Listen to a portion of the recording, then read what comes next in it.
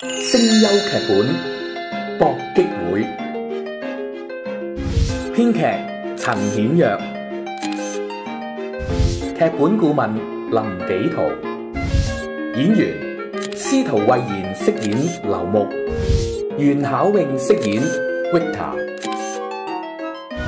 盧燕飾演 Maggie， 林家寶分別飾演保安、侍應、學生、密友、賭客、校長 Miss Lai， 李樂謙飾演豪哥，黃庭成飾演侍應、服務員，演出監督梁詠詩，監製韋樂。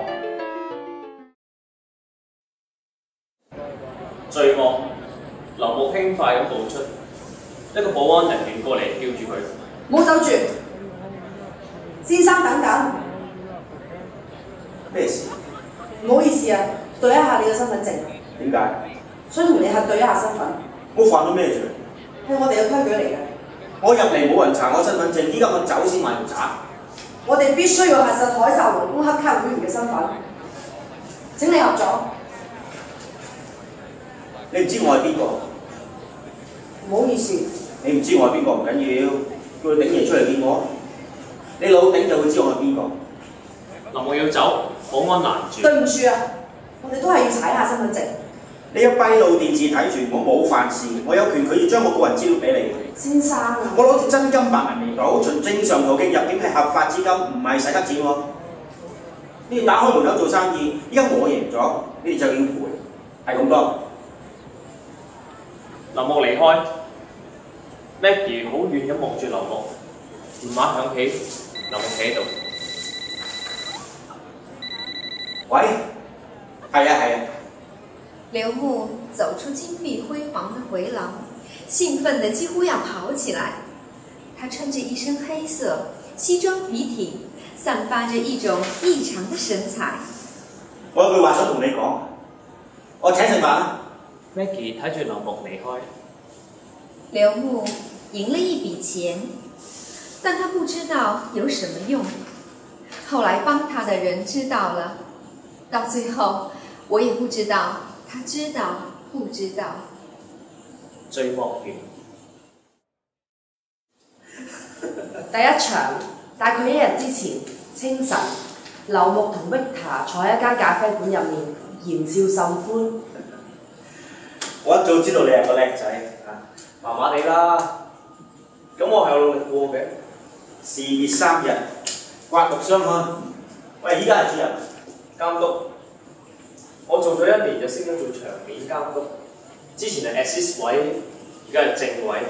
咩名啊？場面監督咯，好多人10幾年做咗都係派牌咋。誰向風塵勞物色？又嚟啦！國圖自古有英雄，呢首咧就係清朝嘅澳門雜詩。你有大志嘅。我成日勸啲同事升唔到職唔做咩？做咩啊？做雞啊？做雞都唔輪到你啦，冇嘢啱做㗎啦，升職啦！做咗經理咪唔使吸二手煙咯，我可以行去非吸煙區，等我升啦！呢啲咪上進心啦，咁先有發達嘅嚇。咁你即係先做助理營運，希望啦，最後入選咗。出乎意料之外，我入選咗，咁我機會比人多嘅，至少老細知道個 Victor 仔啦，我知佢諗法，佢又知道人格。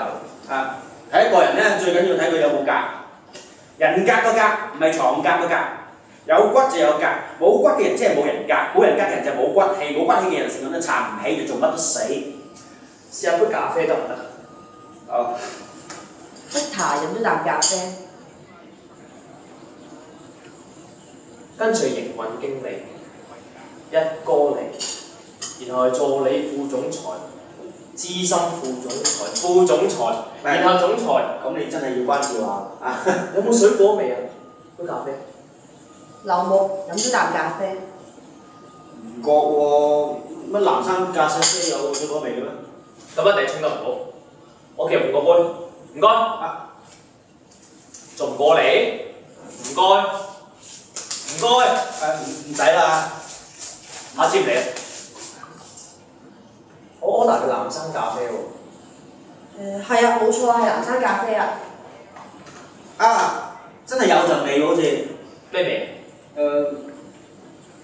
一種花嘅味。啊，咁係啦。真係指甲留香。藍山咖啡沖得好啊，唔同溫度有唔同味㗎。好唔大膽啊！係要慢慢啖。哦，80蚊杯啊！仲有啲咩 order 啊，先生？呢度咧仲有隻貓屎咖啡喎，佢哋招牌嚟嘅，知唔知啊？唔使啦，唔該。有一種咧印尼椰子貓專食咖啡豆嗰啲咖啡豆咧喺佢個胃裏面發酵喎，貓屎咖啡真係有嗰啲屎孔培出嚟㗎。180蚊一杯貓屎咖啡。嗰啲咖啡味咧濃得嚟，有好強嘅酒味，每一啖都有糖漿嘅厚度同埋朱古力嘅口感。你真係做錯人都得啦。冇法啦，做嘢辛苦啊嘛。喂，我唔煙唔酒唔賭喎，唔食咯。咁食得係福啊！唔記得你邊一年畢業㗎？我都冇畢業，你唔係唔記得嘛？啊！係你講到出校嘅劉 Sir。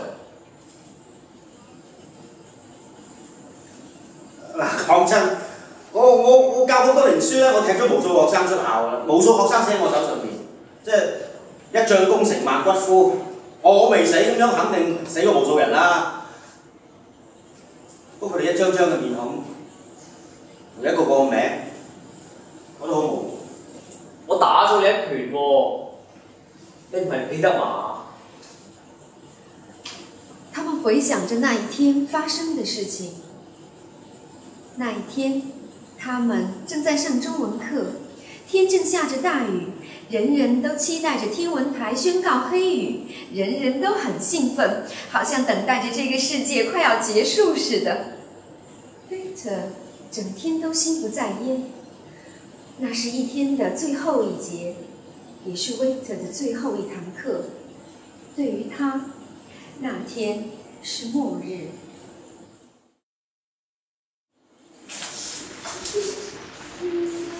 喂，坐翻好，坐翻原位，黑翻好張台，唔好兩頭擰啊！喂，望住我啊！哇，阿 Sir 你好靚仔啊！今日如果教唔晒呢條書，就唔使旨意放學。教書第74頁，搞書未啊？好，聽住，咩叫擬人法呢？擬人法就即係將啲動物、植物又或者死物寫到好似人咁樣，有人嘅感覺同埋人嘅態度。書呢度第2段咧就係個例子啦，揾個同學讀出嚟。3個同學啊，唔該，聽住啊。我去捉那只螃蟹，那只螃蟹兩頰一張，身子立起來，樣子特別威武，好像在跟我挑戰。你敢來，我就夾你。邊個？阿 Sir 教書啦，收啲啦喂。係邊個？教唔切書啦。勿坦勿同歡，抗拒從嚴啊！好自首啦！攞出嚟，手機。我有順風耳啊！你玩乜我都聽到。我唔係玩啊。總之你唔係聽緊書。我收緊一個 message。上堂不得打手機，校規寫明㗎。好緊要㗎個 message。攞出嚟。係我家姐個 message。好你唔攞，我幫你攞。阿 Sir 好功夫啊！好嘢，打中個點你咁樣有我哋。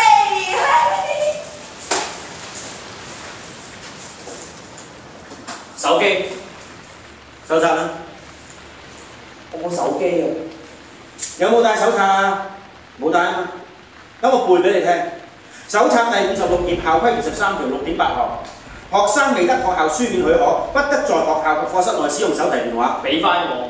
The school prohibits mobile phones could not be used inside school or during school functions without permission。俾翻部手機我啊！你要攞嘛？得，叫你老豆老母嚟親自攞。俾翻部手機我啊！你阿媽喺邊啊？叫佢嚟攞咯。使唔使我幫你打電話俾佢啊？屈塔憤而向劉木揮咗一拳，然後佢歇斯底里咁叫喊。所有人都呆住了。威特不是多话的人，也不爱生事，大家都不明白他为什么突然会发那么大的脾气呢？而他当时可怕的样子，是我一輩子都記得的。翻到而家，好彩我識得射你，差啲俾你毀容。翻入回憶，我記得你一拳打落個玻璃窗度，然之後冚個頭埋牆，你成手血衝咗出個班房度，嗰個淚血交加，你對眼血紅咁嘅色，成條走廊都係血，好似拍鬼片咁。當時我真係驚你會殺人，我連我自己都驚。你冷靜啲，咁咪唔使血洗走廊咯。係我家姐個 message，我都冇話唔俾翻部手機你阿媽出嚟攞咪得咯。我媽唔出得街，佢成日話聽到阿婆叫佢翻鄉下喎。好緊要嘅事，我同佢講：阿媽你發夢啦，等清明我哋先一齊翻鄉下去拜阿婆啦。哦，我明，冇計啦，人生就係咁噶啦。我都有好多親戚朋友都係咁，而家好普遍㗎啦，好多人都失調嘅。我有陣時都懷疑自己思覺失。你失調喎？你有冇食藥啊？一定要食藥嘅喎，因為我媽一唔食藥就出事㗎啦。就係佢嗰日咯，佢冇食藥啊。嗰日我就係冇食頭痛藥咯。我一聽到個班房有手機叫，我頭都大埋，好似啲子彈係咁打埋嚟咁。你做學生就好啦，你知唔知做老師好慘啊？最慘係嗰班失控啊！你個手機係咁喺度叫，一陣校長嘅如果巡堂經過，我點收科咧？校長日日巡堂，每日3點13分佢都會巡過5C班，佢唔係 check 學生係 check 我啊！嗰3點13分，大家都好合作，除咗你，我。結果嗰日校長冇巡堂，錯過咗呢場大龍鳳，仲要開會同記者交代。學生被沒收手機，揮拳痛勾老師。校長上完電視，翻嚟嗰個樣老咗成10年。啲報紙仲誇，不過賺到啦。學校喺網上排名升到全港第3，全港最差中學喎。咁我咪搞到學校升呢？學校搞成咁，又唔止你一個人功勞嘅。嗰拳咧痛唔痛啊？仲痛啊！加痛痛。學校硬係要我醫院去驗傷，搞到我上晒頭條，仲公開埋我年齡添。啲報紙離晒譜，報大咗5歲，搞到我出單報聲明㗎。不過我記得訓導處明明記咗你一個大個啫，都冇趕你出校㗎。加埋你呢個大個，我咪夠出校咯，劉 Sir。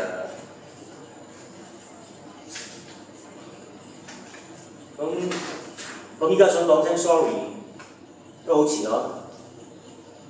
你一定好憎我。咁多年啦，喺賭場冇咩人未見過啊？見得人食大茶飯多，學校嗰啲煮飯仔啫。我後來請咗假好咯。我以為你哋都畢晒業。劉木望住 Victor， 你依家幾好啊？劉木嗰啲咖啡杯人啲，其實我幾中意聽你講書㗎。你講嗰啲排比爾人布爾法啊嘛，我記得㗎。仲有咩前呼後應、借景抒情啊嘛。淨係記得冇用㗎，要用得到出嚟，最好變成你個本能。係，你叫咩？你有個花名㗎？華山掌門啊嘛，我知。啲花名係教師嘅朵嚟㗎嘛，睇個朵就知佢有幾個斤兩。咁多個花名裏邊咧，我嗰個最有內涵，啲學生待我不薄，我老懷安慰。係華山掌門莫不雲喎，即係假仁假義偽君子啊！咁都好過啲咩獄長啊、蘇乞兒啊，又或者千年老妖啊。仲有路西法小姐同埋佢嗰兩隻地獄巨犬。咦？咁你咪即係笑傲江湖令狐沖？大笑飲咖啡。不過咧，你未有耐要退出江湖。聽講 Miss Lai 嚇佢傻咗喎，咁大鑊！佢不嬲都有啲問題㗎啦。不過做教師做咁耐，一定有少少㗎。你咧？退休未啊？我冇做教師好耐。你收咗喎。乜你冇聽過千金難買老來秀咩？而家撈咩？冇咩啊，咪過嚟玩下咯。估唔到喺金山度撞到你喎。你係澳門人？我媽係。飲咖啡。啊係啊，舊年校長都嚟金沙玩過。咦？依家杯咖啡竟然有種南瓜味㗎！你話咩？咁老校有冇贏錢啊？嗰日我唔得閒招呼佢，我淨係見到佢四圍巡嚟巡去，職業病嚟嘅真係。你賭場都要巡下先安樂。飲咖啡。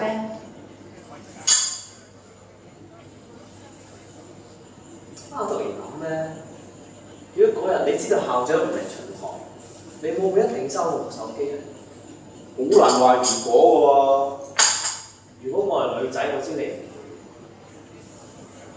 喎，會咩？好多人話你天生女生㗎啦，好多咩人？你明嘅。你明知人海底都有部手機㗎啦。喂，寧俾我知，莫俾我見。你俾我見到真係有心玩嘢。我講咗，我唔係玩啊。都就快放學啦，放咗學咪打咯。我等緊我家姐嘅 message。等多陣唔得嘅。個 message 話阿媽死咗啊！劉木攪動住咖啡，然後慢慢咁飲咗一啖。刘牧这样喝着咖啡，这是他的思考方式。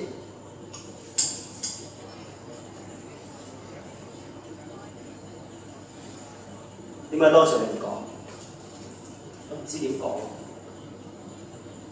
當時我雙眼發黑，我咩都睇唔到。你搶咗我部手機，我淨係想搶翻嚟睇清楚嘅啫。劉木繼續攪動住咖啡 ，Victor 嘅手機響咗。喂？啱好。我想睇你點啫，唔好意思。Victor 行咗出去，劉木疲倦落寞咁坐咗喺度。刘牧想不到，他在这个时候遇到了 Victor， 这个当年被赶出校的学生，现在年轻有为，生命正如日方中，而他自己正急速走向下坡。先生，你得唔得行開？有一陣我係要料啊！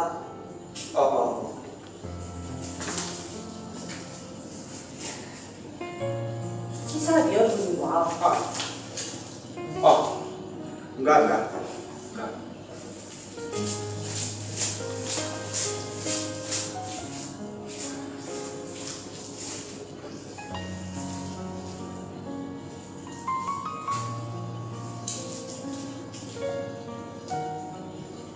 劉木執起咗電話，佢思量咗一陣，佢打開咗留言信箱。你有32個新口信，想聽取留言請按星988。佢望住手機嘅信息，佢決定打一個電話。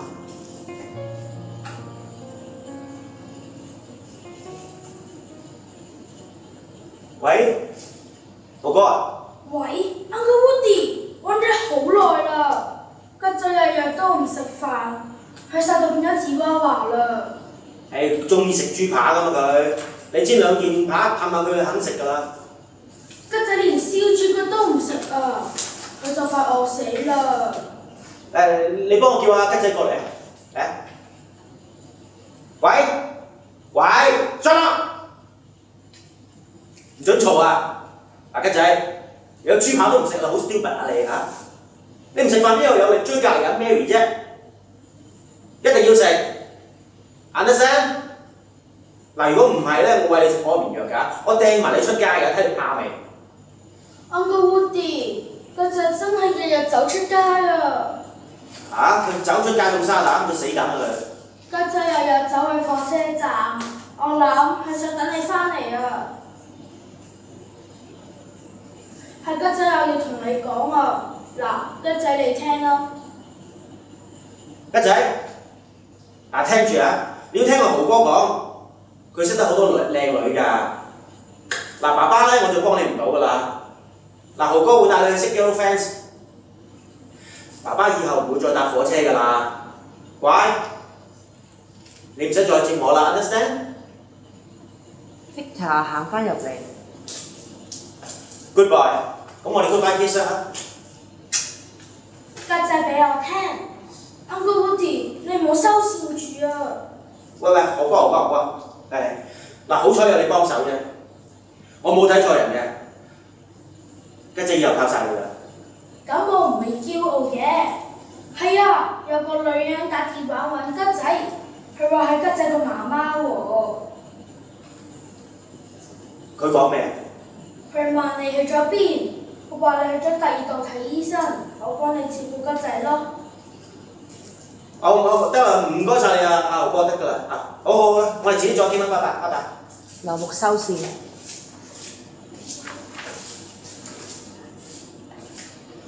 喺呢個世界咧，淨係得吉仔會掛住我。你個仔啊，咁夠啦！我隻狗隻狗識得同你講電話，係你神犬嚟喎！吉仔好醒㗎，不過衰在感情太豐富。冇咩？狗比人多情，因為狗唔識得睇開啲。我成日都教吉仔一句説話：多情自古空餘恨，硬係咁執着。第一場完。